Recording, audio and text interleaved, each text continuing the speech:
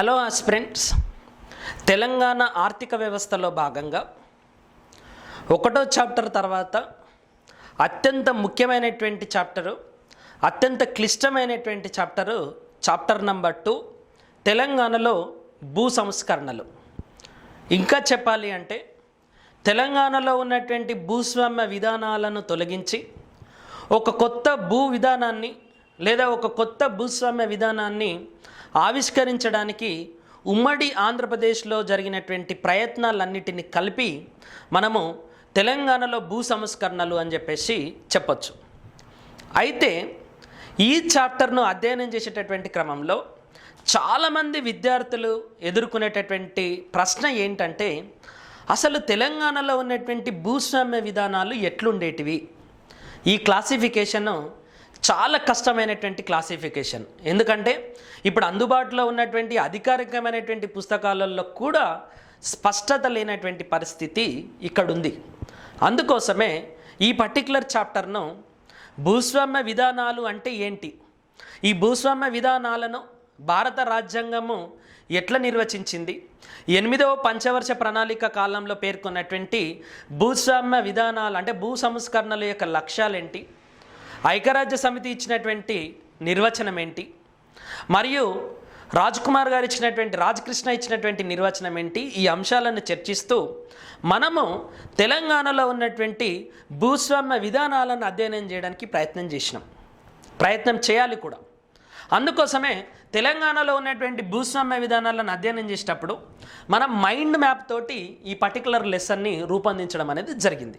ఎందుకంటే తెలంగాణలో భూమి కోసం పంచాయతీ జరిగింది, అస్తిత్వం కోసం పంచాయతీ జరిగింది, జల్ జంగల్ జమీన్ అనేటటువంటి నినాదం కోసం ఇక్కడ పోరాటం జరిగింది.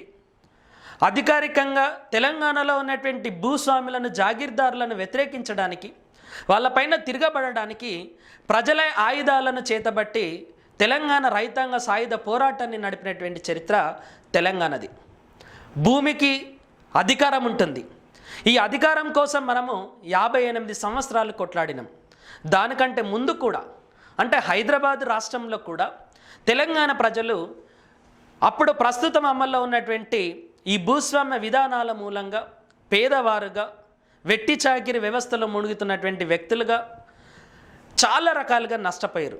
మరి ఆ భూస్వామ్య విధానాలు ఏంటి అనేటటువంటి అంశాన్ని ఈ చాప్టర్లో చాలా స్పష్టంగా మనం చదవాలి. కల్సా భూమి అంటే ఏంటి, దివానీ భూమి అంటే ఏంటి, కల్సా భూమికి గైరీ కల్సా అంటే దివానీయేతర భూమికి మధ్య ఉండేటటువంటి ప్రధానమైనటువంటి తేడా ఏంటి, కల్సా గైర్ ఈ కల్సా. దాని తర్వాత చాలామందికి ఈ కల్సా భూమిలో ఉన్నటువంటి వేరియేషన్స్ అంటే ఫర్దర్ వర్గీకరణ అనేది కన్ఫ్యూజన్గా ఉంటుంది. దాన్ని కల్సా భూమిలో ఉన్నటువంటి రైత్వారి విధానాలు ఏంటి, రైత్వారి ఏతర విధానాలు ఏంటి అనేది కూడా మనం అధ్యయనం చేసినాం. దాంతోపాటుగా రైత్వారి విధానంలో ఉన్నటువంటి అగ్రహారాలు అంటే ఏంటి, పట్టదారు అంటే ఎవరు, పోట్ పట్టదారు అంటే ఎవరు, దీంతో పాటుగా మక్తా అంటే ఏంటి, పాన్ మక్తా ఏంటి, ఇట్లాంటి అంశాలన్నీ కూడా మనము కల్సా భూమిలో భాగంగా చర్చించడం జరిగింది. దాని తర్వాత గైరీ కల్సా ప్రభుత్వ ఏతర భూమిలో ఉన్నటువంటి అంశాలేంటి, సర్ఫ్ ఈ కాస్ అంటే ఏంటి, ఇలాకాస్ అంటే ఎవరు, సంస్థానాధీశులు అంటే ఎవరు, దాని తర్వాత జాగీర్దారులు అంటే ఎవరు, ఈ జాగీర్దారు వ్యవస్థలో ఉన్నటువంటి 9 రకాల జాగీర్ వ్యవస్థలు ఏంటి, పైగా జమియత్ అంటే ఏంటి, జత్ జాగీర్లు అంటే ఏంటి, మస్రూతి జాగీర్లు అంటే ఎవరు, ఇట్లా జాగీర్ వ్యవస్థలో ఉన్నటువంటి 9 రకాల జాగీర్ వ్యవస్థలకు సంబంధించినటువంటి అంశాలను కూడా చాలా స్పష్టంగా క్లిస్టల్ క్లియర్గా ఈ పర్టికులర్ పుస్తకంలో మనం మైండ్ మ్యాప్తో సహా ఎక్స్ప్లెయిన్ చేయడం అనేది జరిగింది. దీన్ని కనుక అధ్యయనం చేస్తే అప్పుడు నిజంగా తెలంగాణలో అసలు భూ సంస్కరణలు ఎందుకు అవసరము అనేటటువంటి అంశాలు మనకు దోహదపడతాయి. తెలంగాణలో ఉన్నటువంటి ఈ భూస్వామ్య విధానాల మూలంగా సమాజంలో వచ్చినటువంటి పర్యవసనాలేంటి, ఆర్థికపరమైనటువంటి పర్యవసనాలేంటి, సామాజికపరమైనటువంటి పర్యవసనాలేంటి, రాజకీయపరమైనటువంటి పర్యవసనాలు ఏంటి అనేది మనము ఈ చాప్టర్లో భాగంగా అధ్యయనం చేయాలి. దాంతోపాటుగా తెలంగాణలో అంటే ఈ హైదరాబాద్ రాష్ట్రం ఇండియన్ యూనియన్లో విలీనం కాకముందు వచ్చినటువంటి చట్టాలేంటి, హైదరాబాద్ రాష్ట్రం ఇండియన్ యూనియన్లో విలీనమైన తర్వాత వచ్చినటువంటి చట్టాలేంటి? ఈ తెలంగాణ ప్రాంతము ఆంధ్రాలో విలీనమైన తర్వాత 1956 తర్వాత వచ్చినటువంటి చట్టాలేంటి? ఈ చట్టాలను కూడా మనము 3 భాగాలుగా విభజించి అండ్ 2 దశలుగా విభజించి 1956 నుండి 70 వరకు మొదటి దశగా, ఈ మొదటి దశలో మధ్యవర్తుల తొలగింపుపై వచ్చినటువంటి చట్టాలేంటి, దాని తర్వాత భూగరిష్ట పరిమితిపై వచ్చినటువంటి చట్టాలేంటి, దాని తర్వాత కౌలు సంస్కరణలను అమలు చేయడానికి వచ్చినటువంటి కౌలు సంస్కరణలు ఏంటి? ఈ 3 అంశాలను కూడా మనము ఈ మొదటి దశలో భాగంగా చాలా క్రిస్టల్ క్లియర్గా చట్టం ఏంటి, ఆ చట్టం ఎందుకు వచ్చింది, ఆ చట్టం ఏం చేసింది, ఎట్లా అమలుపరచబడింది, ఆ చట్టానికి ఉండేటటువంటి లోపాలు ఏంటి అనేటటువంటి అంశాలని కూడా ఈ పుస్తకంలో మనం వివరించడం అనేది జరిగింది.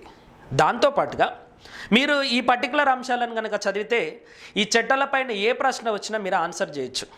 దాని తర్వాత 70 తర్వాత వచ్చినటువంటి భూగరిష్ట పరిమితి చట్టాలు, దాని తర్వాత భూమి పంచడానికి ప్రభుత్వం తీసుకొచ్చినటువంటి భూ పంపిణీ సమస్యలు, షెడ్యూల్డ్ ఏరియాస్లలో ట్రైబల్ ఏరియాస్లలో జరిగినటువంటి భూ పరాయీకరణ, అసైన్డ్ భూములపై వచ్చినటువంటి కోనేరు రంగారావు కమిటీ సిఫారసులు, ఇట్లా తెలంగాణలో మరియు ఉమ్మడి ఆంధ్రప్రదేశ్లో వచ్చినటువంటి అన్ని రకాలైనటువంటి భూ సంస్కరణలకు సంబంధించినటువంటి చట్టాలను కూలంకషంగా అధ్యయనం చేయడం అనేది జరిగింది. దీన్ని మీరు అధ్యయనం చేస్తేనే భూ సంస్కరణలపైన వచ్చినటువంటి ప్రశ్నలపైన మీరు సమాధానాలు ఇవ్వడానికి ఆస్కారం అనేది ఉంటుంది. దాని తర్వాత భారతదేశంలో వచ్చినటువంటి భూసేకరణ చట్టం, land acquisition rehabilitation and resettlement act ఏంటి, దాని తర్వాత వచ్చినటువంటి 2015లో వచ్చినటువంటి అమెండ్మెంట్స్ ఏంటి, దాన్ని తెలంగాణ ఎట్లా అన్వయించుకుంది అనేటటువంటి అంశాలని కూడా మనము అధ్యయనం చేయడం జరిగింది. దాంతోపాటుగా 2020లో తెలంగాణ రాష్ట్ర ప్రభుత్వము 1971లో ఉన్నటువంటి చట్టాన్ని సవరిస్తూ తెలంగాణ భూ పట్టదారుల చట్టాన్ని తీసుకొచ్చింది. ఈ తెలంగాణ భూ పట్టదారుల చట్టము ఇంతకుముందు ఉన్నటువంటి చట్టంతో పోల్చుకుంటే ఏ రకంగా ప్రత్యేకమైనది అనేటటువంటి హైలైట్స్ మొత్తాన్ని కూడా మనం చదవాలి. దాంతోపాటుగా ఈ చట్టంలో ఉన్నటువంటి ముఖ్యమైనటువంటి అంశాలు ఏంటి కూడా మనం అధ్యయనం చేయాల్సినటువంటి ఆస్కారం అనేది ఉంటుంది. అదేవిధంగా ఇప్పుడు ఈ పట్టదారు పాసుపుస్తకం చట్టంలో భాగంగా వచ్చినటువంటి ధరణి గురించి కూడా మనం చాలా స్పష్టంగా ఈ ల్యాండ్ రిఫార్మ్స్లో భాగంగా పొందుపరచబడినది జరిగింది. ఇన్ని రకాలైనటువంటి భూ సంస్కరణలను అమలు చేసినప్పటికీ భూమి అందరికీ పంచబడలేదు, భూమి అందరికీ కూడా అందుబాటులో లేదు.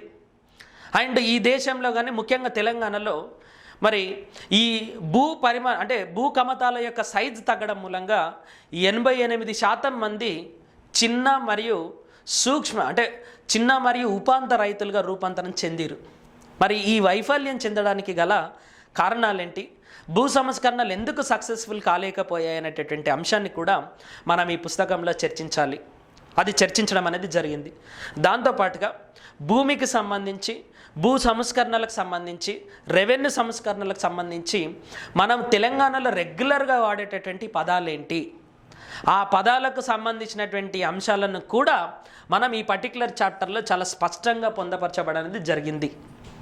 అదే రకంగా ఇప్పుడు ఈ భూ సంస్కరణలపైన, తెలంగాణలో భూస్వామ్య విధానాలపైన ఇప్పటి వరకు అడిగినటువంటి ప్రశ్నలు ఏంటి, ఆ ప్రశ్నలు ఏ పర్టికులర్ రేంజ్ నుండి వచ్చాయనేటటువంటి అంశాలను కూడా మనం ఈ చాప్టర్ చివరిలో పొందపరచడం అనేది జరిగింది. దాదాపుగా ఈ ఒక్క చాప్టర్లోనే మనము 20 సబ్ టాపిక్స్ని డిస్కస్ చేయడం అనేది జరిగింది. ఒక 15 ప్రధానమైనటువంటి సబ్ టాపిక్స్, మళ్ళీ దాంట్లో సబ్ టాపిక్స్ కూడా ఉన్నాయి. కాబట్టి దాదాపుగా ఒక 20 సబ్ టాపిక్స్ని డిస్కస్ చేయడం అనేది జరిగింది. కాబట్టి ఈ 20 సబ్ టాపిక్స్ని కనుక మీరు స్పష్టంగా అధ్యయనం చేయగలిగితే, తెలంగాణ భూస్వామ్య విధానాల యొక్క నిర్వచనాలను కనుక మీరు అధ్యయనం చేయగలిగితే, వాటిపైన చట్టాలను కనుక మీరు అధ్యయనం చేయగలిగితే, తెలంగాణ భూ సంస్కరణలకు సంబంధించి అన్ని ప్రశ్నలకి కూడా మీరు ఆన్సర్ చేయడానికి అవకాశం అనేది ఉంటుంది. ఈ రకంగా ఈ పర్టికులర్ అధ్యయనాన్ని, ఈ పర్టికులర్ చాప్టర్ని కనుక అధ్యయనం చేస్తే భూ సంస్కరణల పైన కూడా పూర్తి పట్టును సాధించడానికి ఆస్కారం అనేది ఉంటుంది. తర్వాత వచ్చేటటువంటి 3rd చాప్టరు తెలంగాణలో వ్యవసాయము మరియు దాని అనుబంధ రంగాల గురించి మనం నెక్స్ట్ వీడియోలో చర్చిద్దాం.